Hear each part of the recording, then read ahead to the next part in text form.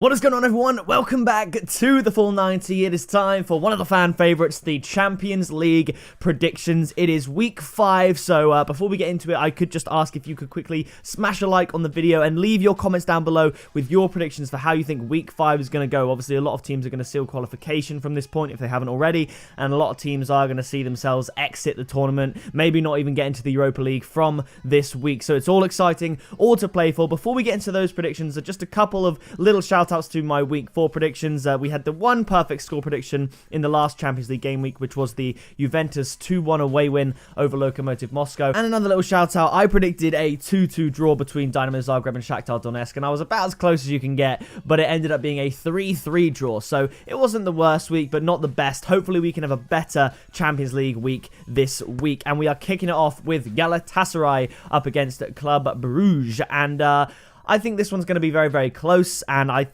I'm struggling to separate the two teams, so what can you do? I'm going to sit on the fence and go for a 1-1 draw between these two. There's not much more I can say about that one, really. The next game, however, is going to be a very, very interesting one and could decide who gets the Europa League spot between Lokomotiv Moscow and Bayer Leverkusen. Now, I believe Lokomotiv Moscow did beat Bayer Leverkusen away from home previously, which was definitely a shock result, but Lokomotiv Moscow are no pushovers, and they are obviously, they deserve to be in the Champions League, and they are a decent team, but I just feel like Bayer Leverkusen are going to have to dig deep and find something to get a result in this game. They should be the team that are making the Europa League spot ahead of Lokomotiv Moscow, and I think they're going to do what Moscow did to them, and I think they're going to get an away win. So I'm going to go for a 2-1 win to Bayer Leverkusen, but there's a lot riding on this game. It could be the difference between European football for a year and no European football for the rest of the year for one of these two teams. So big game for that group. The next game is Atalanta up against Dinamo Zagreb, and this group has a lot of goals, we know that, and I'm predicting fireworks in this one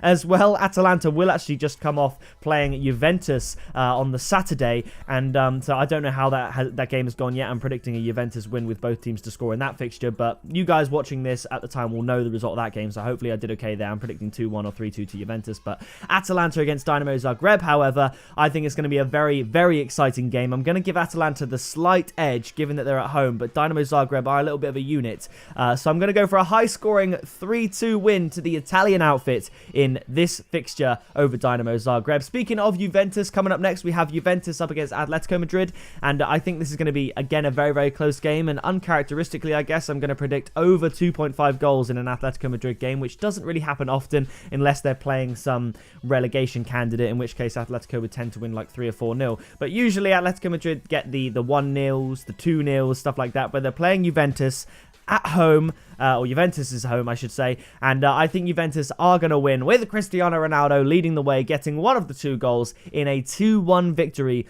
over Atletico Madrid in this fixture. Now, the next one, again, the group of goals, Manchester City up against Shakhtar Donetsk. Now, Shakhtar have been a little bit of a I suppose a banana skin team for Manchester City, and I think City are going to get back and beat them this time round at the Etihad. I think Shakhtar beat them last time at the Etihad, if I'm not mistaken, in either last year's tournament or the year before. They have beaten Manchester City before, but I think Man City are going to win this one. They'll be coming off the back of a game against Chelsea in the Premier League at the weekend, which will be interesting to see how that goes, and I believe Shakhtar Donetsk have a very easy game domestically, so they'll be fully fit, ready to go. I'm going to give Manchester City the win to continue their group campaign in style, and I'm going to go for both teams to score as well. 3-1 to Manchester City. Now, the next game promises to be a very big one, a very interesting one, and could shape how the top 2 of the group finish. It's Real Madrid up against PSG. Real Madrid have been doing very, very well this year. They're doing well in La Liga, and they're doing decent in Champions League. Obviously, the group stage isn't really what matters to teams that are so big like Real Madrid and PSG, where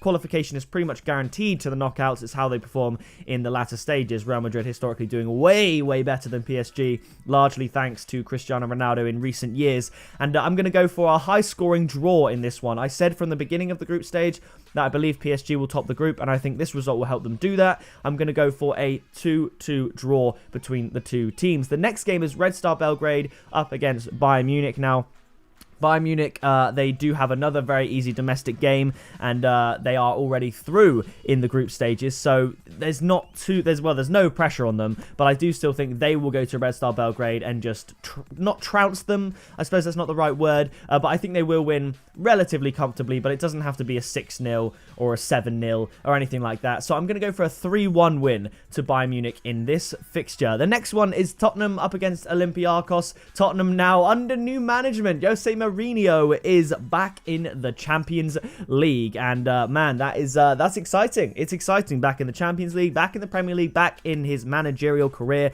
where he belongs. It's going to be an exciting game.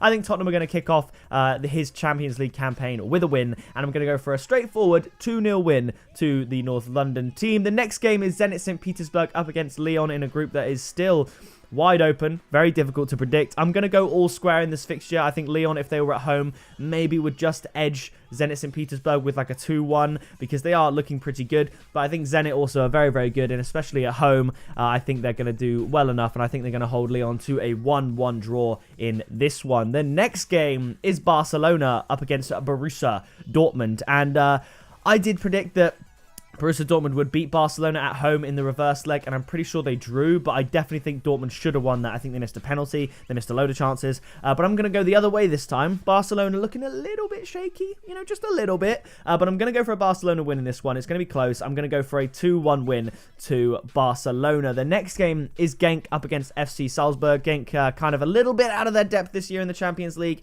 but I'm going to go, and I am going to go for an FC Salzburg win. I can't see anything stopping Erling Haaland, that's the name, Matt. I see no reason for him to stop finding the back of the net, and I'm going to go for an exciting 3-1 win to FC Salzburg away from home over Genk. Now, the next game, again, it promises to be an exciting one. It is Lille up against Ajax. Lille, one of my most correctly predicted teams in Europe of all time. I'm going to go for a 3-1 away win to Ajax up against Lille in this fixture, so that should be super duper exciting. The next fixture, Liverpool up against Napoli. Now, this fixture provided some fireworks last season. Obviously, Napoli have also beaten Liverpool this season in the Champions League. Liverpool looking to finish top of the group against Napoli, and last season, Liverpool's 1-0 win was enough to secure them qualification out of the group stage by goal difference, I believe, or it might even have been, yeah, I think it was goal difference. I think the head-to-head was exactly the same.